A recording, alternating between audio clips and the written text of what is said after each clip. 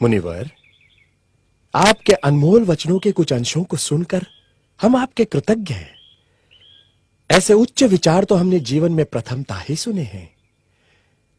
मुनिवर, हम दशरथ पुत्र राम हैं। अहोभाग्य हमारी, आज इस आश्रम की भूमि आपके आगमन से पावन हो गई। स्वयं प्रजापालक ही हमारे आतिथ्य में आए हैं। मुनिश्रेष्ठ, आप जैसे महान ज्ञानी ऋषियों के कारण ही हमारे राज्य की भूमि पावन है, किंतु आज तक आप जैसे सद्गुरु से हमारा परिचय कैसे नहीं हुआ?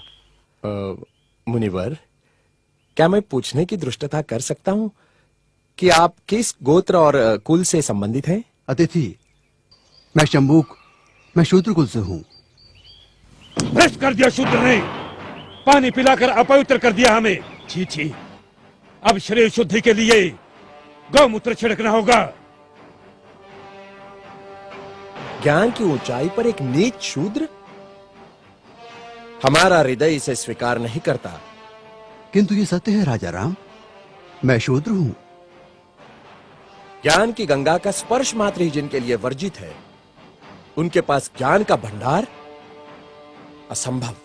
तभी तो राम राज्य में अराजकता फैली है। राम, क्या आपको ज्ञात है कि धर्मानुसार आपका अपराध जघन्य है? मेरा अपराध? क्या शूद्र का ज्ञान प्राप्त करना अपराध है? हाँ, अपराध है, जिसके कारण हमारे राज्य में एक ब्राह्मण पुत्र की अल्पायु में मृत्यु हो गई।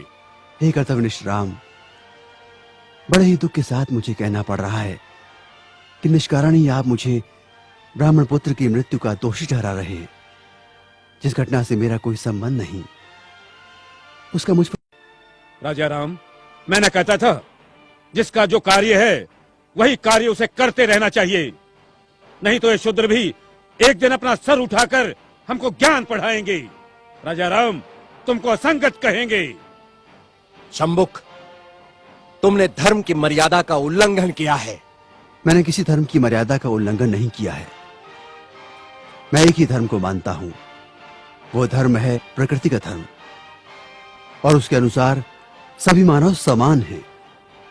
न कोई ब्राह्मण है, न कोई शूद्र है। देखो देखो इसकी जीवा कैसी लप लपा रही है। भविष्य में शास्त्र धर्म की शिक्षा लेकर तुम राजा राम को ही आह्वान दोगे। ऋषि, हमें किसी राजसत्ता और वैभव की लालसा नहीं है।